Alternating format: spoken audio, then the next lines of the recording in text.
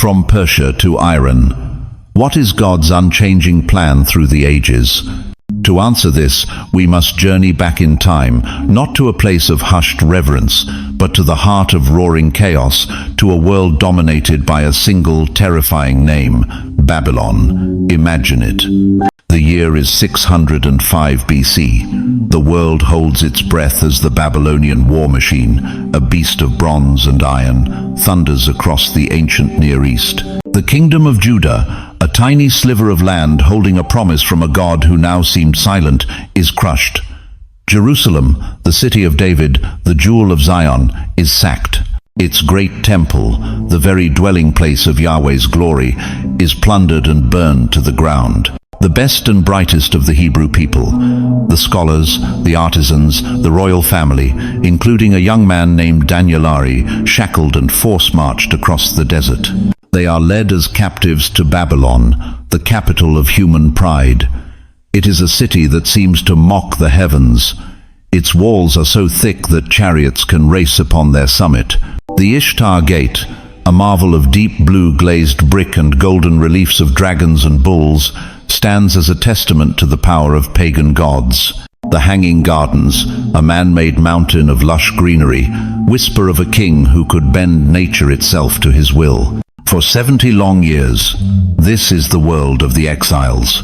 By the rivers of Babylon they sit and weep when they remember Zion. Their harps, once used for songs of praise, hang silent on the poplar trees. Their captors mock them, demanding, "Sing us one of the songs of Zion." But how can they sing the Lord's song in a foreign land? Hope is a flickering candle in a hurricane. They are a people without a temple, without a king, without a home. Their identity is eroding with each passing generation. Their children are born in the shadow of pagan ziggurats, their ears filled with the names of Marduk and Ishtar, not the God of Abraham, Isaac and Jacob. Their prayers become desperate whispers, a fragile cry against the deafening noise of the empire. How long, O Lord, have you forgotten us forever? It is into this profound silence, this deep darkness of the soul, that a voice had already spoken, a voice from the past that echoed with the force of a future certainty. 150 years before Babylon even became the supreme power, 150 years before the exile even began, a prophet named Isaiah had been given a message so specific, so audacious, it bordered on madness. While Judah was still a kingdom, Isaiah spoke not of the coming Babylonian judgment, but of the restoration that would follow. He wrote of a liberator, a conqueror who would come from the east, from the mountainous land of Persia. And then he did the unthinkable. He named him. This is what the Lord says to his anointed, to Cyrus, whose right hand I take hold of, to subdue nations before him, and to strip kings of their armor, to open doors before him so that gates will not be shut. I will go before you, and will level the mountains. I will break down gates of bronze, and cut through bars of iron. I will give you the treasures of darkness, riches stored in secret places, so that you may know that I am the Lord, the God of Israel, who summons you by name. For the sake of Jacob, my servant, of Israel, my chosen, I summon you by name, and bestow on you a title of honor, though you do not acknowledge me. Isaiah 45:1-4. Imagine the people hearing this. Cyrus? Who was Cyrus? Persia was a minor, vassal kingdom, a backwater province, subservient to the mighty Medes. To suggest that a future, unknown Persian king would be God's anointed, his shepherd, was ludicrous. It was a prophecy whispered into the wind, seemingly forgotten, buried under the rubble of Jerusalem and the dust of the long exile. Years turned into decades. The exiles grew old. The stories of a free Judah became the stuff of legend. Then, something stirred in the east. A new leader arose in Persia. He was a political and military genius, a man who united the Persian tribes and then, in a stunning move, overthrew his own grandfather, the king of the Medes. He forged the two kingdoms into a single, unstoppable force. His name was Cyrus. He was unlike any conqueror the world had ever seen. While the Assyrians and Babylonians ruled by terror, flaying their enemies alive and creating mountains of skulls, Cyrus ruled with an unprecedented policy of mercy and religious tolerance. He understood that a loyal empire was stronger than a terrified one. His armies swept across the land, a storm of disciplined power. Lydia, with its legendary King Cyrus and his untold riches, fell. The treasures of darkness were his. The path to the greatest prize of all, Babylon, was now open. In 539 BC, the city of Babylon felt impregnable. Inside its massive walls, King Belshazzar, grandson of Nebuchadnezzar, held a great feast. Drunk on wine and arrogance, he called for the sacred vessels stolen from the temple in Jerusalem. He and his nobles, his wives and concubines drank from them, toasting to their gods of gold, silver, bronze, and iron. In that moment of ultimate blasphemy, a hand appeared, writing a cryptic message on the palace wall. The prophet Daniel, now an old man who had lived through the entire exile, was summoned. He read the divine verdict. Mene, mene, tekel, parsin. God has numbered the days of your reign and brought it to an end. You have been weighed on the scales and found wanting. Your kingdom is divided and given to the Medes and Persians. That very night, the prophecy was fulfilled. Cyrus's engineers had performed a brilliant feat. They had diverted the mighty Euphrates River, which flowed through the center of Babylon, into a marshland. The water level dropped, allowing his soldiers to wade under the river gates and into the heart of the unsuspecting city. The empire that had enslaved God's people fell without a single siege engine touching its walls. The story could have ended there, with one empire replacing another. But God's plan was far more intricate. According to the historian Josephus, the Jewish exiles, including Daniel, approached the new king. They showed him the ancient scrolls of their prophet, Isaiah. Imagine the scene. Cyrus, the most powerful man on earth, reads a prophecy written 150 years earlier by a Hebrew mystic that not only names him but describes his exact conquests and even reveals his divine purpose.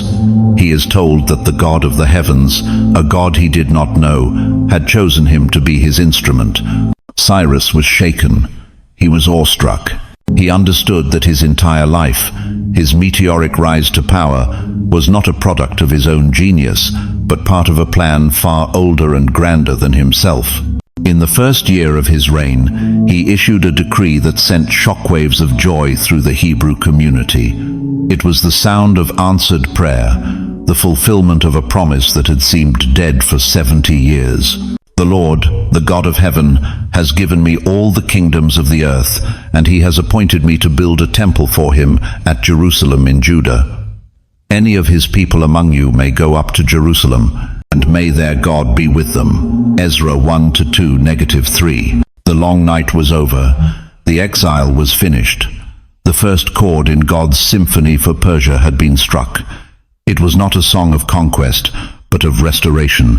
It was a clear, thunderous declaration that God controls history, that he raises up and puts down kings, and that he can use anyone, even a pagan king from a land we now call Iranto, fulfill his unchanging plan of redemption for his people. The journey back to Jerusalem was about to begin. The songs of return had faded into memory. While thousands had journeyed back to Judah under the decree of Cyrus, many more had remained in Persia. Generations were born in the sprawling cities of the empire, in Susa, Ecbatana, and beyond. They had become merchants, artisans, and even officials in the king's court. They were prosperous, integrated, yet they remained a people apart, a fragile community holding on to the quiet faith of their fathers in a land of 1,000 gods. The favor of a king had saved them once, but the favor of kings is as fickle as the desert wind. Nearly 60 years after Cyrus's decree, a new king sat on the throne of Persia. He was not Cyrus. He was Xerxes, or Ahasuerus as the Hebrews called him. He was a man of titanic ego and volcanic temper, a ruler who commanded an empire stretching from India to Ethiopia, 127 provinces in all. To display his magnificent glory, he held a festival in the capital city of Susa that lasted for 180 days. It was an obscene spectacle of wealth and power, a river of wine flowing through courtyards paved with mosaic and shaded by purple and white linen curtains. On the final day of the feast, drunk with wine and pride, Xerxes summoned his queen, Vashti, to appear before his nobles and display her beauty.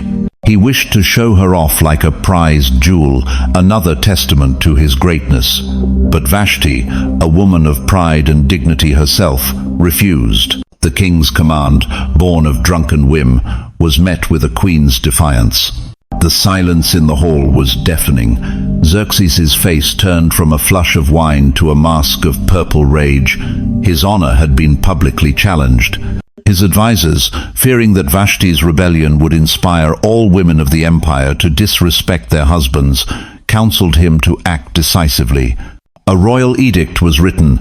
Vashti was to be deposed, banished forever from the king's presence. Her crown would be given to another, to one who is better than she. The law of the Medes and Persians was unalterable. For a moment of defiance, a queen was unmade. The empire moved on, but a vacuum of power had been created. A single, empty throne now held the fate of nations in its balance. Living in the citadel of Susa was a Jewish man named Mordecai, from the tribe of Benjamin. He was a man of quiet integrity, a descendant of those who had been carried into exile with King Jeconiah of Judah. He served as a minor official, sitting daily at the king's gate, a silent observer of the currents of power that swirled through the palace. But Mordecai was not just an official, he was a guardian. He had a young cousin, an orphan whose parents had died, leaving her in his care. Her Hebrew name was Hadassah, meaning myrtle tree, a symbol of peace and life. But in the Persian court, she was known by another name, Esther, meaning star. Esther was breathtakingly beautiful, but her beauty was a fragile shield in a dangerous world. After the disgrace of Vashti, a new decree was sent out, a search for the most beautiful virgins in the empire. They were to be gathered into the royal harem, to be prepared for a single night with the king. One would be chosen as the new queen. This was not a fairy tale, it was a conscription. Girls were taken from their homes, their families, their futures, to become the property of the king. Esther was among them. Mordecai, with a heavy heart, gave her one critical instruction: do not reveal your people or your family background. In the heart of the empire, to be a Jew was to be an outsider. It was a secret to be guarded. Esther, obedient and terrified, was taken to the palace, her life no longer her own. She was placed under the care of Haggai, the king's eunuch. But even here, in this gilded cage, a strange and unseen favor rested upon her. Haggai was kind to her, giving her the best quarters, special food, and 7 maids. Through a year of cosmetic treatments and preparation, Esther's grace and gentle spirit won the hearts of everyone who saw her. When her turn came to go to the king, she asked for nothing but what Haggai suggested. She entered the king's chambers, not as a seductress, but with a quiet dignity. And the king, a man who possessed everything and was impressed by nothing, was captivated. He loved Esther more than all the other women. He placed the royal crown on her head and made her his queen. A feast was held in her honor. An orphan Jewess, whose identity was a secret, was now the queen of the most powerful empire on earth. It seemed like a miracle, a stroke of impossible luck. No one saw the hidden hand that had moved the pieces on the board, deposing one queen and raising another for such a time as this. God's name was not spoken, but his providence was weaving a tapestry whose pattern was not yet visible. Meanwhile, a shadow fell across the sunlit courts of Susa. A man named Haman was rising in the king's favor. He was not a Persian, but an Agagite, a descendant of Agag, the king of the Amalekites. The Amalekites were the ancient sworn enemies of Israel, the first nation to attack them after they left Egypt.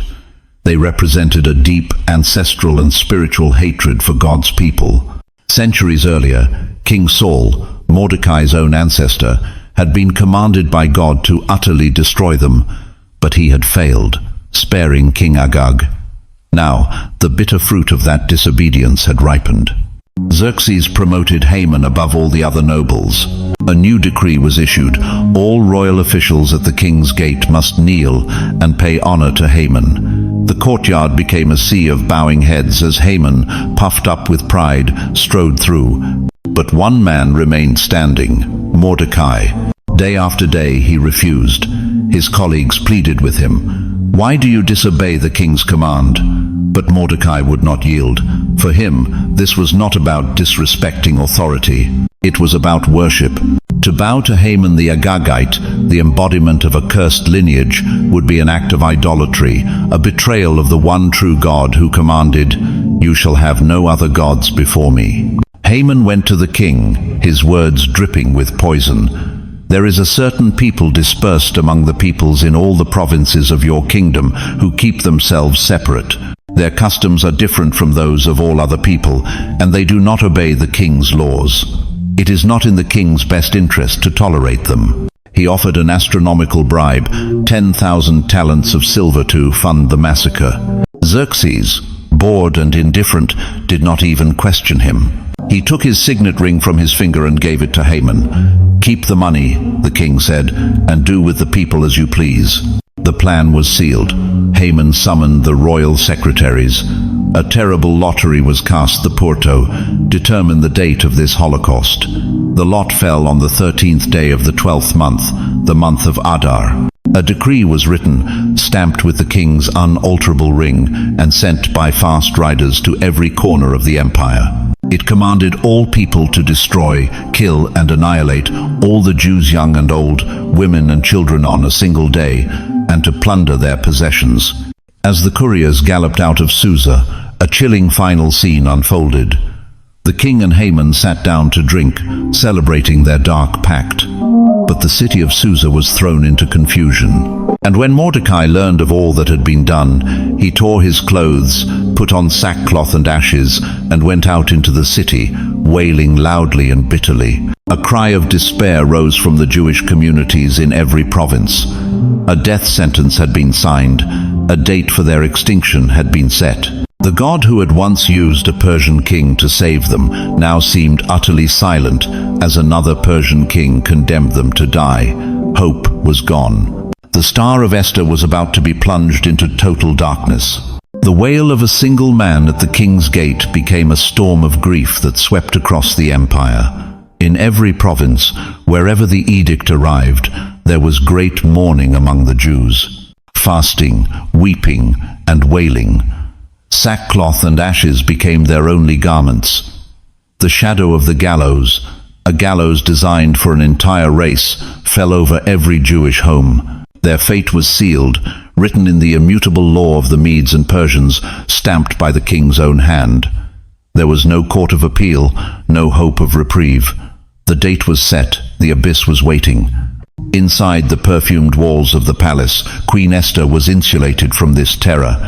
She lived in a world of silk and silver, oblivious to the decree of death. But the sound of sorrow is not so easily contained. Her maids and eunuchs, seeing her troubled by the news of Mordecai's public grief, reported it to her. Confused, she sent fresh clothes to him, urging him to take off his sackcloth. But he refused.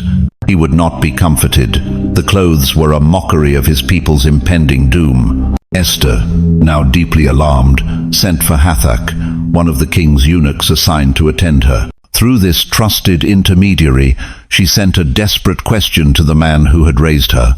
What is wrong, and why? Hathach went out to Mordecai in the city square and returned with the full, horrifying story. Mordecai told him everything about Haman's venomous plot, the exact amount of silver he had promised to pay into the royal treasury, and the precise wording of the edict for their annihilation. He gave Hathach a copy of the written decree to show Esther, a brutal black and white confirmation of the nightmare, and then he laid the weight of the world on her shoulders. He charged her to go into the king's presence to beg for mercy and plead with him for her people.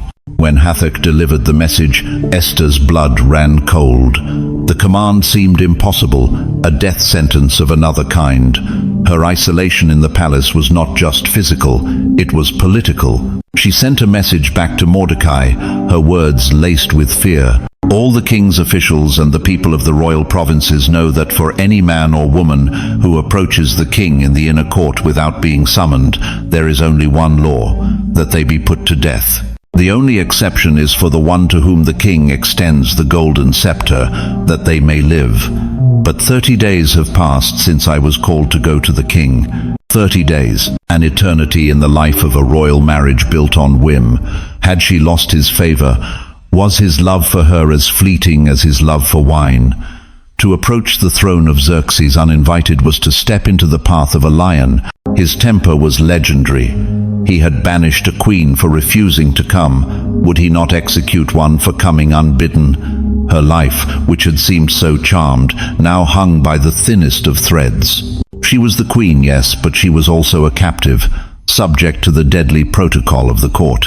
Mordecai's reply was a thunderclap that shattered the walls of her fear.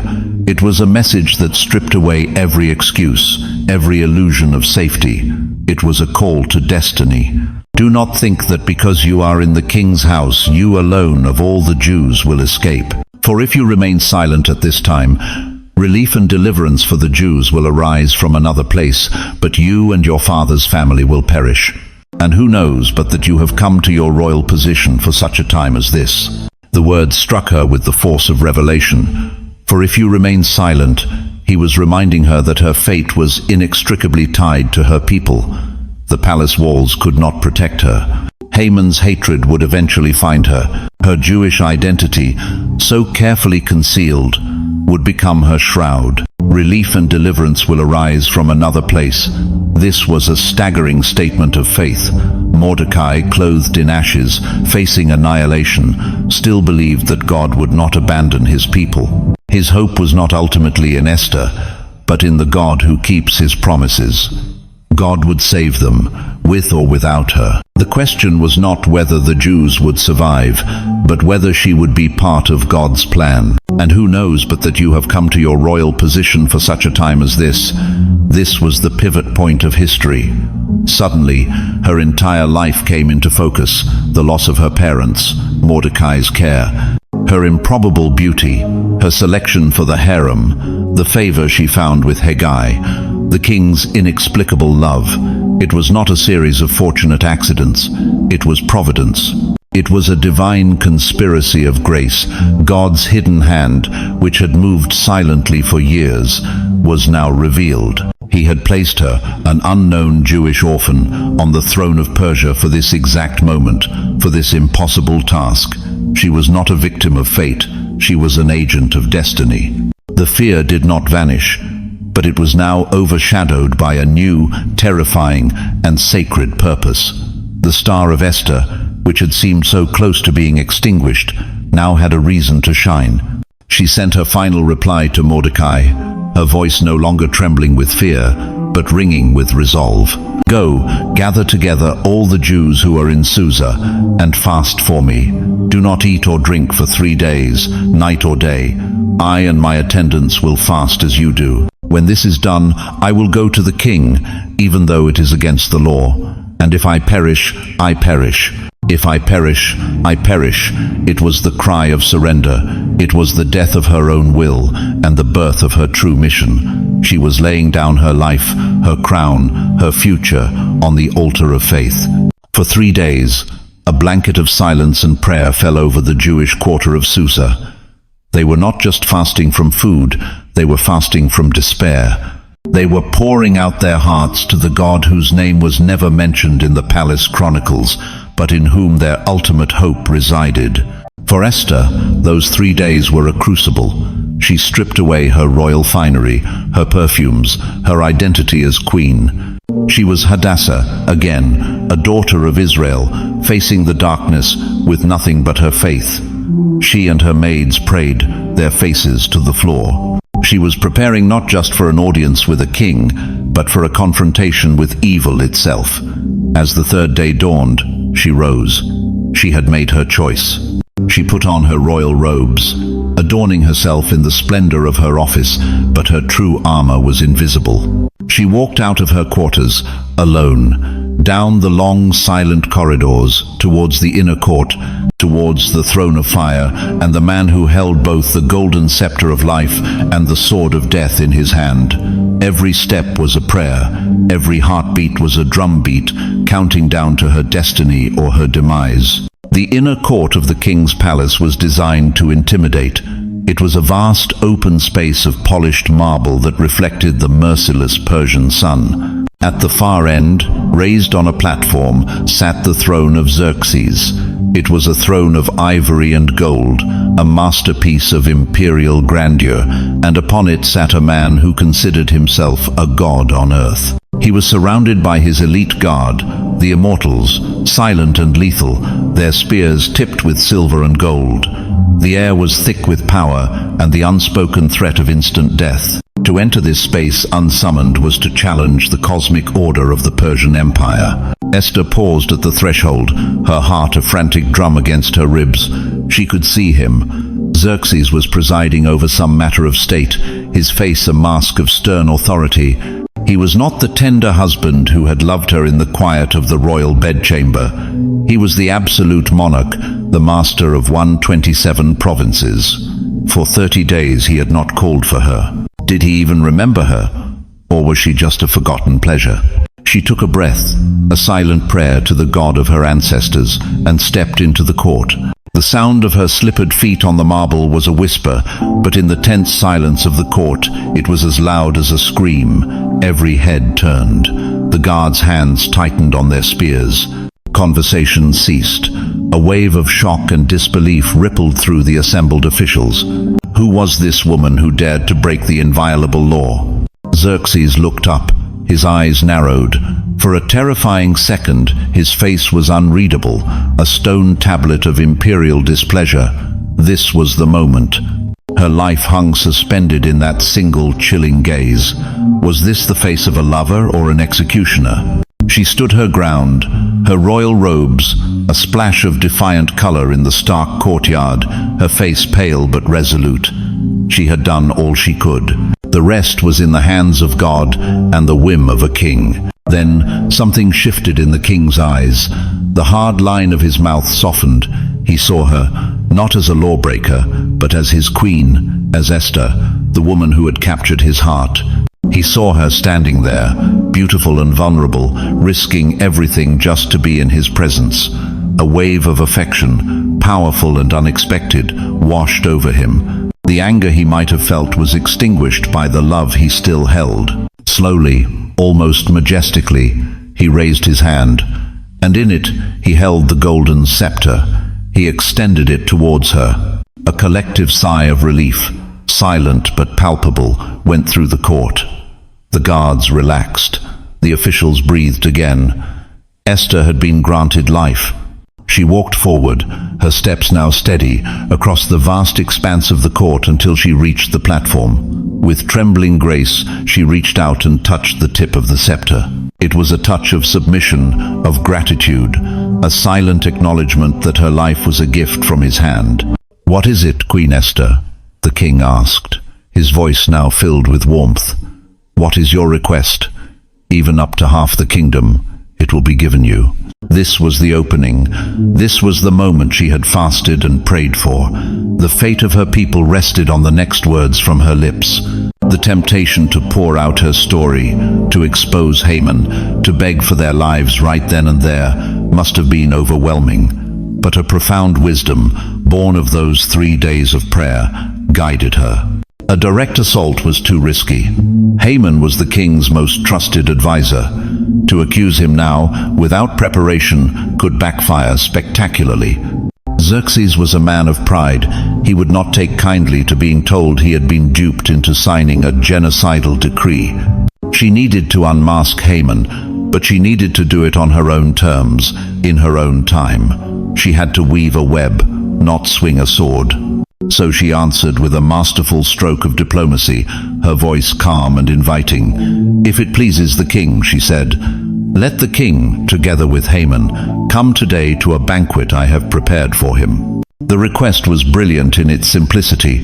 It was disarming. Instead of a desperate plea, she offered an intimate honor.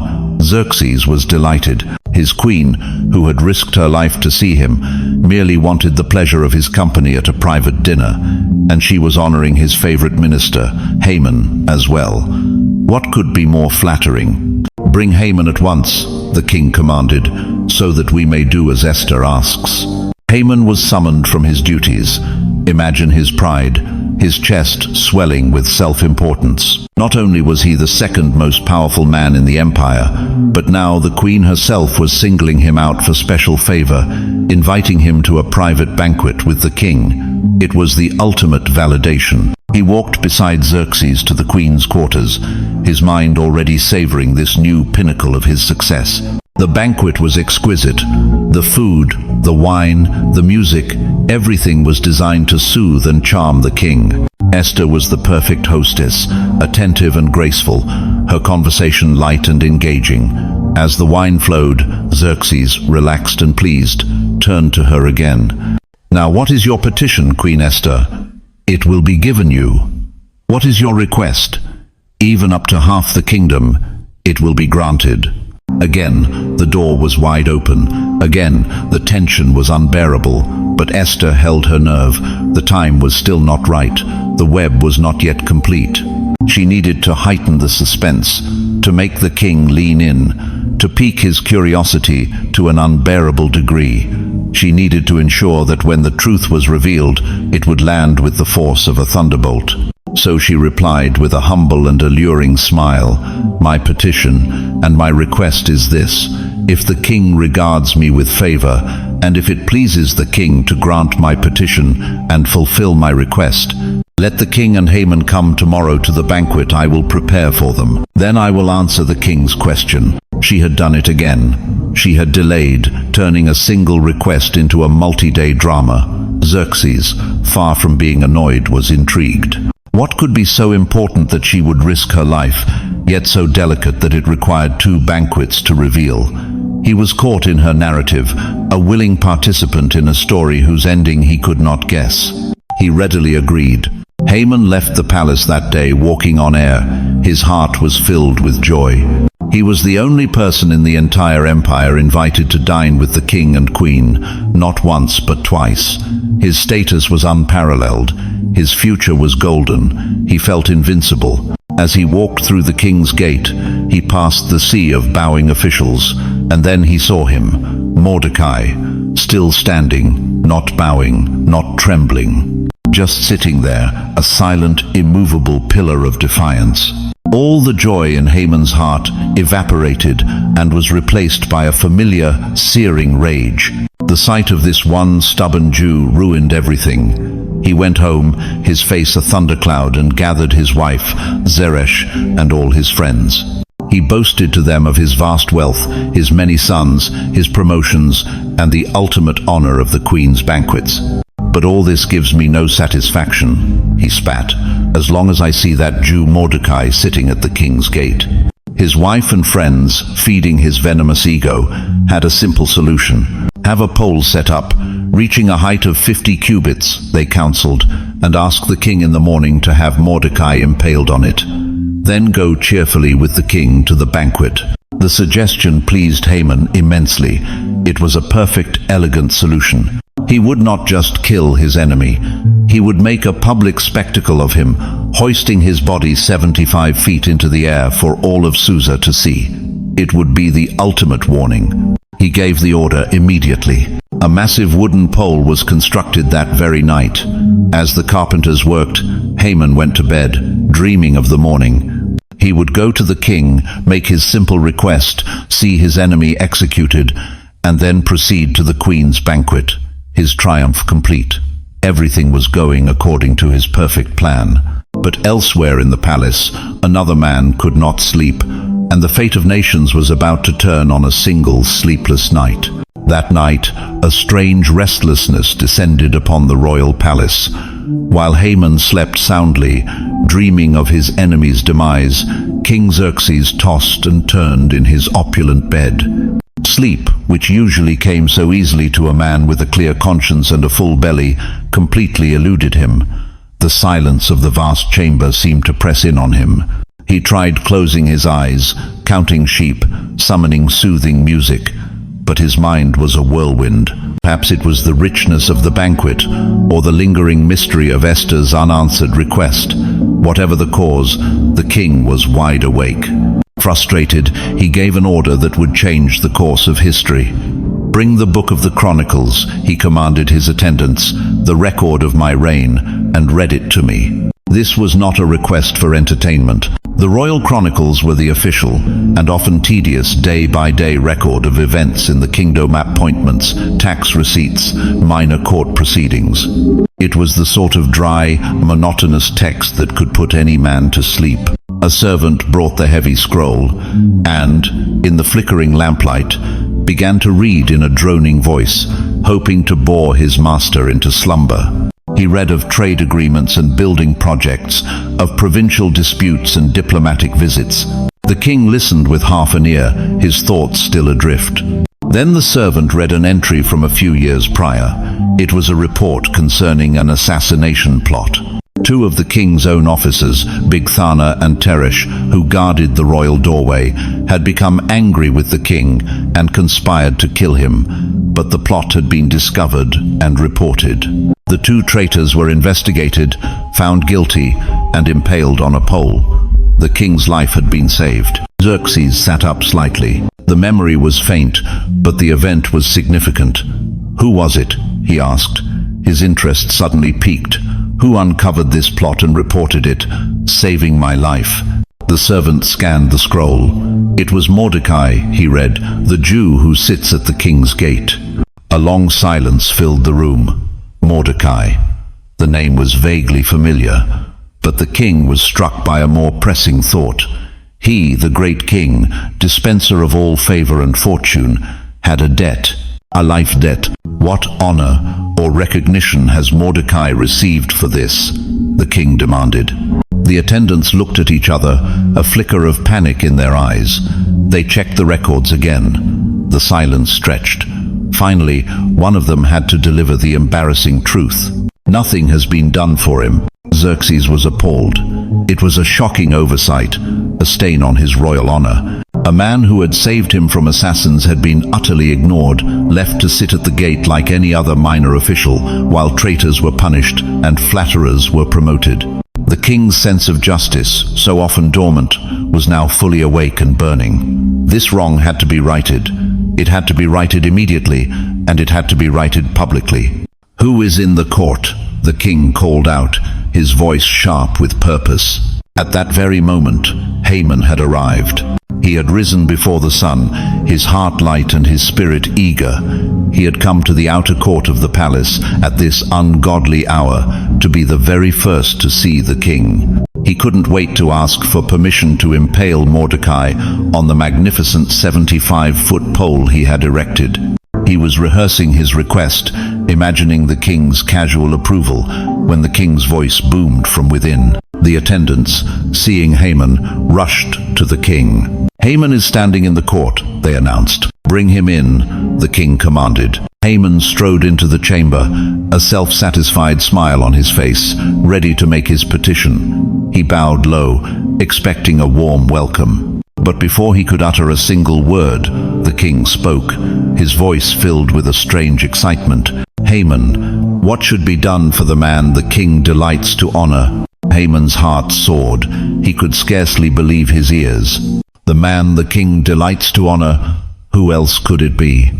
The king had just banqueted with him. The queen had invited him back for a second. Clearly, the king had been so impressed that he couldn't even sleep, staying up all night thinking of new ways to reward his most loyal and brilliant servant. This was beyond his wildest dreams. His mind raced, constructing the most extravagant, most glorious, most public display of honor, imaginably an honor fit for himself. He answered the king, his voice thick with feigned humility that barely concealed his greedy ambition. "For the man the king delights to honor," he began, "have them bring a royal robe the king has worn and a horse the king has ridden, one with a royal crest placed on its head.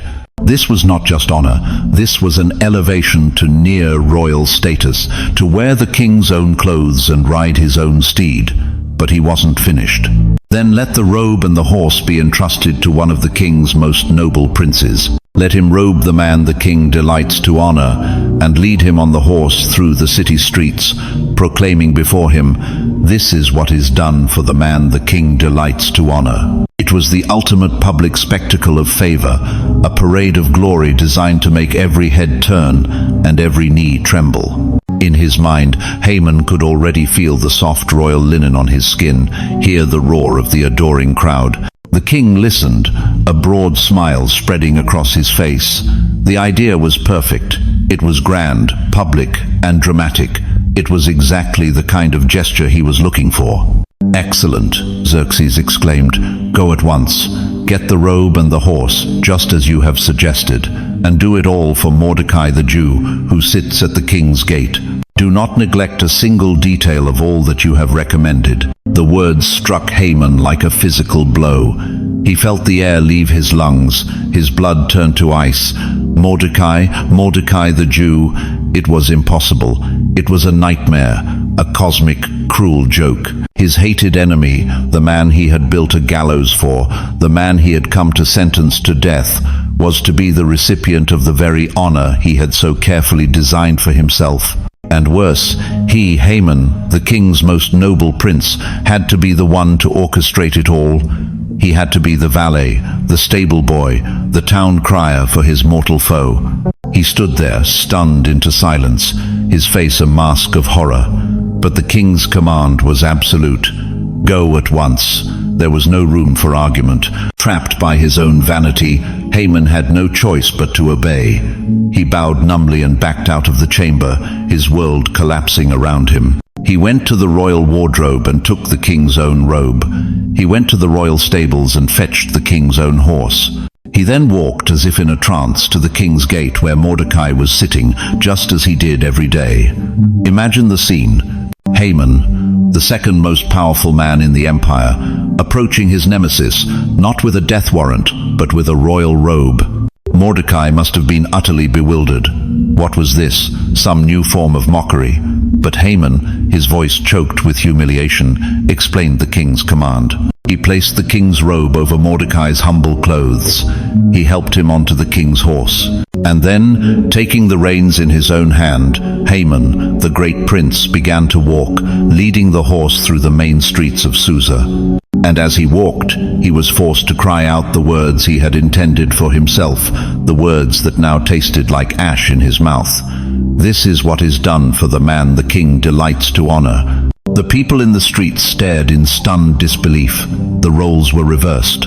The hero and the villain had switched places. The man who was supposed to be impaled was being paraded in glory. The man who held the power was now a lowly servant. The hidden hand of God was no longer just weaving the tapestry. It was now openly and ironically unraveling the designs of the wicked, turning a plot for death into a spectacle of life. The parade of bitter irony finally ended. Mordecai, still wrapped in a daze of divine bewilderment, dismounted the royal horse and, without a word, returned to his post at the king's gate. He simply resumed his duties, his heart filled with a quiet, overwhelming sense of God's mysterious ways. He did not seek further glory or gloat over his enemy's humiliation. He just sat, a humble servant who had been touched by the hand of the King of Kings, robed for a moment in the splendor of an earthly king. But Haman did not return to his post. He stumbled away from the city square, a broken man. The public humiliation was a wound far deeper than any sword could inflict. He rushed to his home, no longer the proud peacock, but a man drowning in shame. He didn't even take off his official robes. He just covered his head with his cloak, a traditional sign of deep mourning and disgrace, and burst into his house. He collapsed before his wife Zeresh and his circle of advisors, the same group who had so confidently plotted Mordecai's demise the night before. He recounted the entire, excruciating story, the king's sleeplessness, the reading of the chronicles, the ill-timed question, his own arrogant answer, and the soul-crushing command to honor the very man he despised. The atmosphere in the room, once buzzing with sycophantic excitement, was now thick with dread. His wife and wise men looked at each other, their faces pale. The supreme confidence of the previous evening had vanished, replaced by a chilling premonition. This was not just a political setback. This was an omen. This was a reversal of fortune so perfect, so complete, that it felt supernatural. It was Zeresh, his wife, who spoke the prophecy of his doom. The same woman who had suggested the gallows now saw the writing on the wall. "Since Mordecai, before whom your downfall has begun, is of Jewish origin," she said, her voice trembling, "you cannot stand against him. You will surely come to ruin." It was a stunning admission. They suddenly understood that they were not fighting against a man, but against his people, and against his people's God. The God who had turned the tables so dramatically in the city square was not a God who could be defeated by a 75-foot pole. Haman's carefully constructed world of power and pride was cracking, and through the fissures he could see the abyss opening up beneath him. He had no time to process this terrifying new reality. Even as Zeresh's words hung in the air, there was a frantic knocking at his door. The king's eunuchs had arrived. "Hurry," they urged him. "The banquet Queen Esther has prepared is ready." Haman was in no state to attend a feast. His mind was a maelstrom of rage, fear, and humiliation, but he had no choice. He splashed water on his face, straightened his clothes, and followed the eunuchs back to the palace, his feet like lead. He was walking back into the web, a fly being summoned to meet the spider. The second banquet began. The setting was as intimate and splendid as the first. The food was magnificent, the wine flowed freely. But this time, the atmosphere was different. The air was electric with unspoken tension. Xerxes was relaxed and jovial, his curiosity at its peak, eager to finally solve the riddle of his queen's request. Esther was poised and controlled, a picture of grace, but beneath her calm exterior, her heart must have been pounding. And Haman. Haman sat there, trying to smile, trying to make small talk, but his mind was replaying the morning's horror. Every glance from the king, every polite word from the queen, felt like a judgment. Finally, as the wine worked its magic, the king turned to Esther. This time his voice was firm. The game was over. He wanted his answer. "Queen Esther, what is your petition? It will be given you. What is your request? Even up to half the kingdom, it will be granted." This was the moment. The culmination of days of fasting, of risking her life, of careful strategic planning. There would be no more delays. Esther took a deep breath, looked directly at the king, and let the truth fall. Her voice, though quiet, cut through the room with the sharpness of a blade. "If I have found favor with you, your majesty, and if it pleases you, grant me my life, this is my petition, and grant me the life of my people, this is my request." The king was stunned. He leaned forward, his brow furrowed in confusion. "Your life? Your people? Who is he? Where is the man who has dared to do such a thing?" He was outraged. The idea that someone in his own kingdom would threaten his queen, his beloved Esther, was inconceivable. His protective instincts roared to life. Esther held his gaze. She did not scream, she did not cry.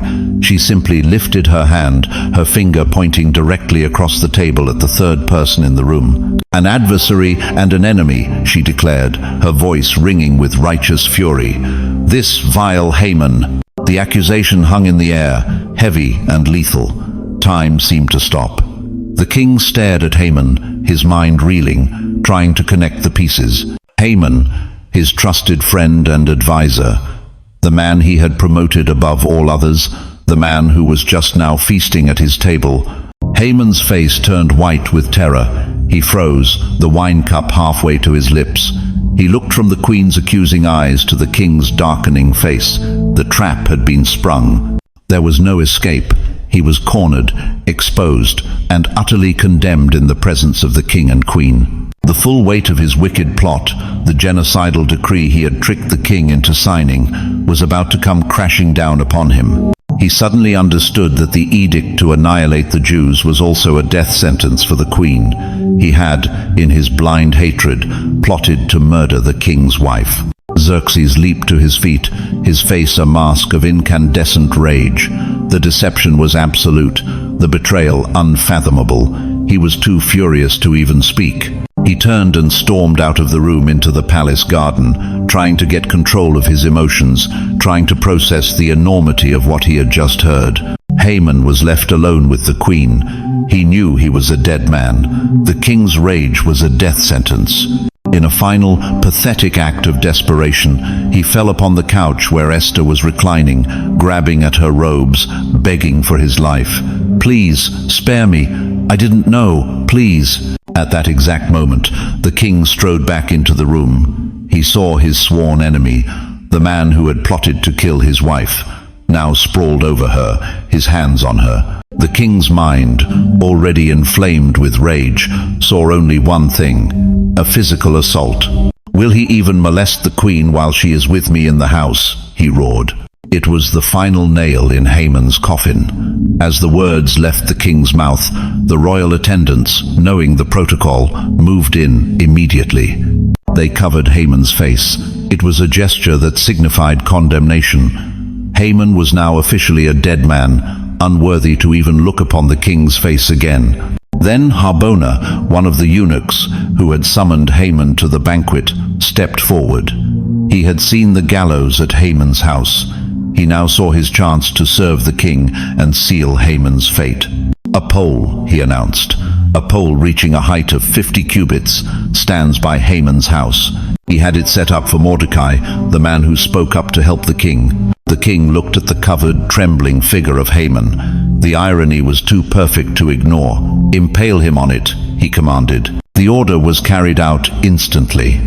Haman was dragged from the queen's banquet hall, through the streets, to his own home. He was taken to the very gallows he had built with such pride for his enemy. The man who had hoped to see Mordecai's body silhouetted against the morning sky was instead hoisted up on his own instrument of death. And as he died, the king's fury finally subsided. The wicked had fallen into the very pit they had dug for the righteous. The hidden hand of God had not only protected his people, but had used the enemy's own plans to bring about his spectacular destruction. The execution of Haman was swift and absolute. A wave of relief washed over the palace, and the king's fury cooled into a somber satisfaction. Justice had been served. But for Esther and Mordecai, the celebration was short-lived. The architect of the genocide was dead, but his monstrous creation lived on. The decree, written in Haman's blood-soaked ambition and stamped with the king's unalterable signet ring, was still in effect. The couriers had already delivered it to all 127 provinces. The date, the 13th of Adar, was still circled on the calendar, a ticking clock counting down to a nationwide slaughter. Haman's death had not saved the Jewish people. It had only left them leaderless in the face of their own annihilation. That same day, King Xerxes gave Queen Esther the entire estate of Haman. All his wealth, his lands, his possessions, the fortune of the enemy of the Jews was now in the hands of the Jewish queen. Esther then took another brave step. She revealed to the king her full relationship with Mordecai, the man who had sat so faithfully at the gate, the man who had saved the king's life, and whom the king himself had recently honored. "He is my cousin," she explained, "the one who raised me as his own daughter." The king, now understanding the full tapestry of loyalty and betrayal, summoned Mordecai to his presence. He took off his signet ring, the very ring he had so carelessly given to Hamanand, placed it on Mordecai's finger. In a single moment, Mordecai was transformed. The humble gatekeeper, the man in sackcloth and ashes, was now the prime minister of the Persian Empire, wielding the same authority that Haman had once used for evil. But even with this newfound power, the central problem remained. Esther knew this. She came once more before the king, though this time she was not an uninvited petitioner, but a beloved queen with a desperate plea. She fell at his feet, weeping, her tears watering the cold marble floor. She begged him to put an end to the evil plan of Haman the Agagite. The king, his heart moved by her tears, once again extended the golden scepter to her. She rose and stood before him, her voice trembling with the urgency of her request. "If it pleases the king," she pleaded, "and if he regards me with favor and thinks it the right thing to do, and if he is pleased with me, let an order be written to revoke the dispatches that Haman devised and wrote to destroy the Jews in all the king's provinces. For how can I bear to see disaster fall on my people? How can I bear to see the destruction of my family?" Her plea was raw and powerful, but it ran into a brick wall of Persian law. The king's face was troubled. "The edict," he explained gently, "which was written in the king's name and sealed with his ring, cannot be revoked. The law of the Medes and Persians was absolute, a cage of their own making. Not even the king could undo what the king had done. It was a checkmate, a legal and lethal paradox." For a moment, it seemed that all was lost. But then the king, guided by a wisdom that seemed to flow through him, saw a different path. He could not revoke the first decree, but he could issue a second one. He could not disarm the enemies of the Jews, but he could arm the Jews themselves. He turned to Esther and Mordecai. "Now you write another decree in the king's name in behalf of the Jews, as seems best to you, and seal it with the king's signet ring." It was a brilliant solution, a counterstroke of divine genius. A new hope dawned. Mordecai immediately summoned the royal scribes. The date was the 23rd day of the 3rd month, the month of Sivan.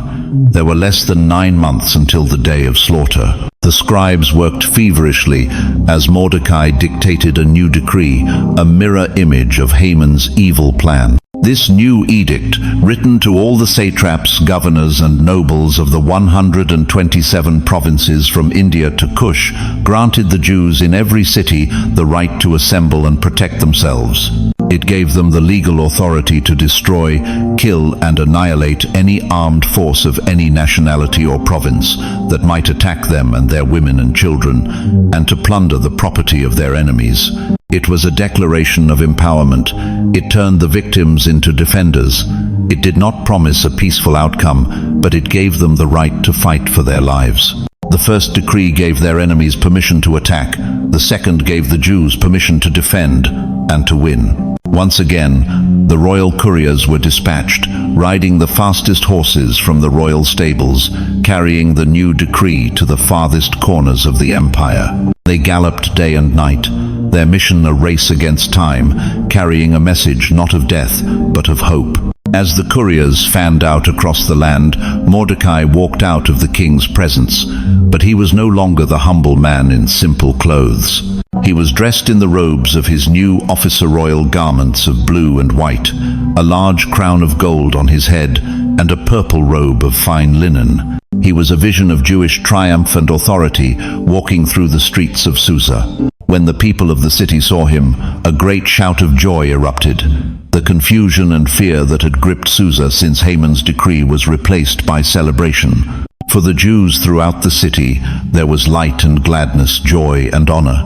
The shadow of death had lifted, replaced by the dawn of deliverance. And as the new edict spread throughout the provinces, the effect was electrifying. In every city and province where the king's command arrived, there was joy and gladness among the Jews, with feasting and celebrating. The tables were completely turned. So profound was the reversal of fortune, so evident was the power now resting with the Jewish people and their leaders, that a new phenomenon occurred.